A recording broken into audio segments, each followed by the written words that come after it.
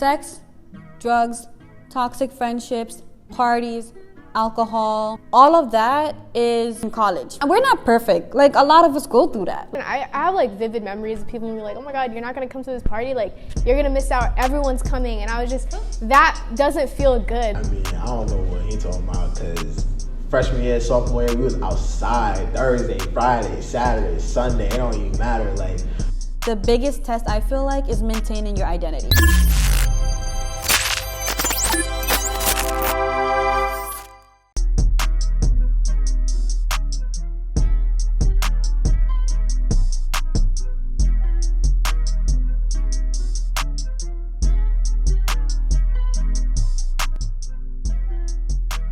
Social scene at Boston College. When I first came here, it's a very big sports school, so there's a lot of excitement in that. There's also a lot of we have a lot of parties. People want to stay lit because you really work hard at the school. It's not easy, so a lot of people in exchange for that really party hard. And then there's also a lot of wealthy people who attend this university. So socioeconomically speaking, it's a very expensive school. But yeah, like I think URI's party scene it's not anything crazy, but it's definitely there, right? But like it's definitely like the white kids in the fraternities, they do their party, and the black kids, they do their party or whatever. So like it's stuff like that. And then we have like multicultural organizations that throw like events, which are like parties, and then after that there's like a after party. You feel me? So like there is that culture there.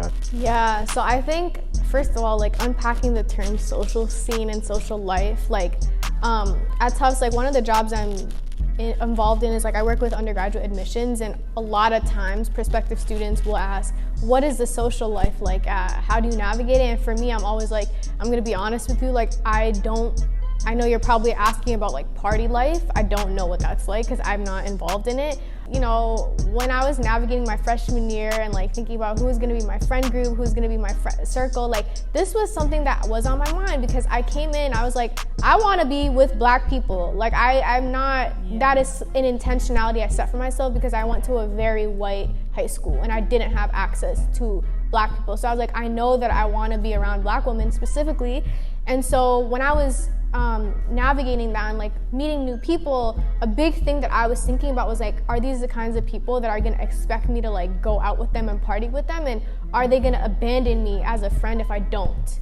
freshman year, sophomore year, we was outside Thursday, Friday, Saturday, Sunday, it don't even matter. Like, there was definitely hookup culture for some people, not for most people, I'd say. Hookup culture, party culture, Thursday till Sunday, you know. Every single chance they had. It was very overwhelming for me as a Black Muslim woman because I'm not used to that. I'm the complete opposite of that. It's a Jesuit Catholic institution. I'm Muslim.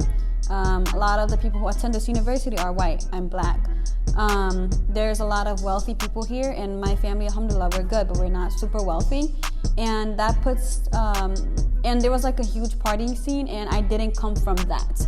But, so when I came to this university, I was at a limbo because everything that I wasn't was at this university. And I have like vivid memories of people being like, oh my God, you're not gonna come to this party, like you're gonna miss out, everyone's coming. And I was just, that doesn't feel good. Like to be like in your room alone, like everyone's out, and like you see people on Snapchat, Instagram, and you're just like, oh shit, like I feel like, I know if I went, I would literally want to run away. So I'm not going to do that to myself. But at the same time, like being here, like I don't feel great as well. And so for me, like that also pushed me to like make more other like Muslim friends who were kind of in, and even non-Muslim friends who were in the same like comfort level as me. And to be honest, like I really became close with them this year, like when it doesn't even matter, like there isn't a social life. And so I'm grateful that I have like that friend group now, and like am able to go back to that. Like I've had days where I'm just like, it's like a weekend, especially like when I first got to URI, it's like a weekend and I'm not doing anything. I'm just like, bro, it's mad fucking lonely. Like what are people doing like today? Like what is going on? And I'm just like, yeah, I can't, like I'm not trying to go to that, but like I'm mad lonely. So there are days where you like really, really struggle with that. So like one thing that I find is that you just have to try to find a different outlet if that's not for you. And I feel like I've kind of been successful in that.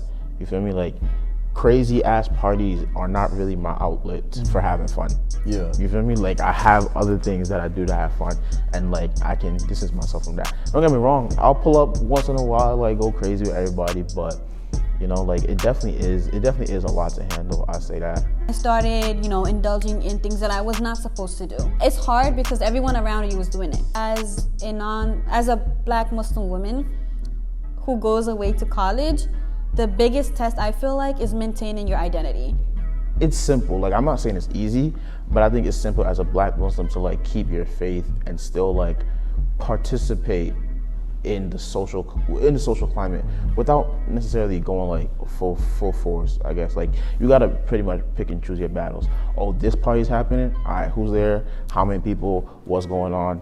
I'm gonna head over there. This party's happening. How many people? All right, I'm not going over there. So you gotta like figure out like where to go, where not to go, and like what not to compromise at that time. After I've gone through my experiences of being rebellious, and you guys know what I mean, or if you don't know, I came to see that everything that I was doing was really affecting my mental health. It was affecting my relationship with Allah, and it was as though I was surrounded by so many people, but yet I was feeling so empty and so lonely because all those, toxic things that I was involved in, all those toxic environments I was growing in, it really took me away from Allah. And that's when I, thank Allah that He granted me the realization that, you need to change. Like I really had to start becoming a better Muslim. And especially at our age and our generation, I feel like this is among like the hardest periods of being Muslim because yes, it was easy when we were younger because we had our parents around. But if you don't have people, constantly being there and you actually listening to what they're saying, it can be challenging. So you can, be led astray. Yeah, no kidding. Like I will say it's easy to slip, but I'm built different. I ain't even gonna fall into nothing too crazy. Like I've been on the deep end before, and I know how to pull myself up. And you know what I'm saying. So I never let myself get back into that situation. So like I know when it's time to distance myself. Like it's very easy to be like, you know what, this is what it is. I'm gonna turn up and enjoy life. YOLO. But this life was granted to me. You know what I'm saying? So I ain't gonna throw it away. But even beyond party life, like talking about topics, like people who know me well know I like talking about tea. Like that is something, girl talk. You come to me, I will make you tea and we will talk. Like literally, that is like my personality and like something that brings me a lot of joy. Like being around my friends and like just talking about like things going on. Exactly, kiki. And I had people like when they first met me and like I would hear them whispering in circles and I was like, oh, like what's going on? And they're like, oh, yeah, like I kind of like this boy and like and I was just like, okay, like so what's up? Like let's talk about it. And they're like, are you comfortable with that? And I was like, why would I?